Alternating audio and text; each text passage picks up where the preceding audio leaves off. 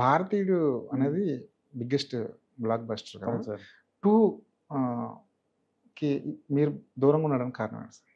Part 2కి. Part 2కి దూరమైన కారణం అని లేదు. శంకర్ గారు సడెన్‌గా చేయాలనుకున్నారు. హ్మ్. ఆ టైంలో మేము వేదాళం చేస్తున్నాం. ఓకే. మేము బిజీగా ఉన్నాం. ఆ సినిమా మనం అందుకోలేకపోయాము.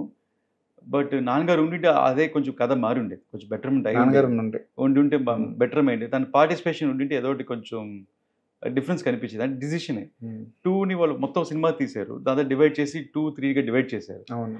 అది జరిగి ఉండేది కాదు. హ్మ్. సో, అలాగ కొంచెం ఇంపార్టెంట్ డిసిషన్ తీసుకుండేవాళ్ళు. హ్మ్. నాన్నగారి డ్రీమ్ ప్రాజెక్ట్స్ ఏంటి ఉన్నాయి? Dream project 'Harihara Veeramallu' sir. ఆ! తన ఫస్ట్ సినిమా చేసింటే తీశారు. హ్మ్.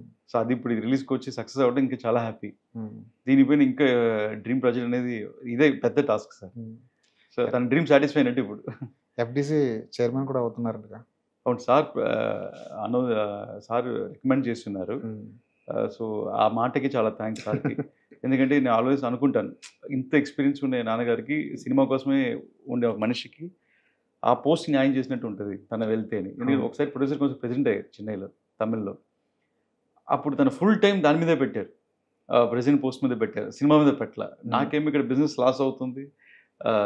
వర్క్ జరగటం వల్ల అన్నీ అయిపోయింది. మొత్తం టైం దాని మీద పెట్టి డెడికేట్‌గాని. హ్మ్. అలాగూ అలాంటి పోస్టింగ్ ఒకటి వస్తే తన సినిమాకేం కావాలి? సినిమా ఎలా డెవలప్ చేయాలి? దాన్ని ఎలా చేయాలని? జస్ట్ ఒక పేరు కోసం కాకుండా దానికి హానెస్ట్‌గా పనిచేస్తానని నమ్ముతున్నాను నేను.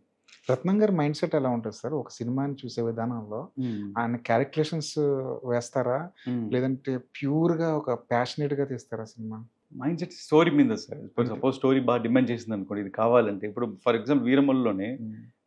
రాజస్థాన్‌లో అవును. వార్ సీక్వెన్స్ తీసుంటారు. అవును. ఫస్ట్ డిసెంబర్ అనుకున్నాం. దాని లొకేషన్ జనవరిలో తీయాలనుకున్నాం. లాస్ట్ జనవరిలో. రైన్స్ వచ్చి మొత్తం వాష్ ఔట్ అయిపోయింది. రాజస్థాన్‌లో రైన్స్ వచ్చింది జనవరిలో. ఓహో! సో, మళ్ళీ రైన్స్ వచ్చి 10 డేస్ తర్వాత ఎళ్ళాలనుకున్నాం. డ్రై అవ్వలేదు సార్ మొత్తం శాండ్ బురదగా ఉందన్నారు. సో, అది డ్రై అయ్యేదని 1 మంత్ వెయిట్ చేసాం. యాగం చేయకుండానే వర్షాలు పడినట్టున్నాయి ఆ! అక్కడ మీరు. దాని తర్వాత మళ్ళీ రిలీజ్ దగ్గరికొచ్చేస్తుంది. ఇప్పుడు అంత దూరం వెళ్లి తీసుకురండి 20 డేస్ టైం పోద్ది. సో, నేనేం చెప్పాను అక్కడొద్దు మనం ఇక్కడే మ్యాచ్ చేస్తా అంటే, లేదు రిలీజ్ లేట్ అయినా పర్వాలేదు. అక్కడే తీయాలని ఒక పట్టుబట్టి అక్కడికెళ్ళి తీసుకొనొచ్చాను. హ్మ్. అలాగే అలాగే హొకేనగల్ ఓపెనింగ్ బేబీ పోర్షన్‌తో తీసుకొచ్చాం వాటర్‌లో.